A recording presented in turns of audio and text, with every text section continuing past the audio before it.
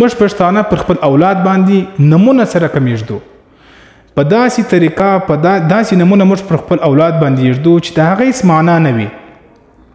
ما یو نوم واورېدی چې یو کس هغه خپل زوی باندې ډبره نوم یښتی و. ډبره د دې معنا او ترجمه چې ده هغه نسته.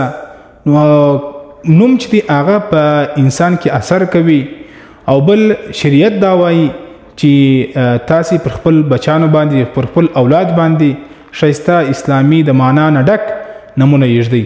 رسول کریم صلی الله علیه وسلم فرمایي د پلار له جانب څخه د پلار له طرفه څخه اوله تحفه د خپل اولاد لپاره هغه ښایسته نوم دی. یعنی که چیرې یو پلار هغه غواړي چې خپل اولاد ته اوله تحفه ورکړي، نو هغه دې پر خپل بچي باندې پر خپل اولاد باندې صحیح نوم کښېږدي. د دې نمو په باره کې یو واقعه به درته بیان کړم چې یو کس هغه د خپل نکاح واقعیات بیانوي چې زما نکاح د نبي علیه السلام په خدمت کې حاضر څو. نبی کریم صلی الله علیه وسلم زما د نکاح څخه پوښتنه وکړه چې ستا نوم څه دی؟ هغه ورته وویل چې حزن.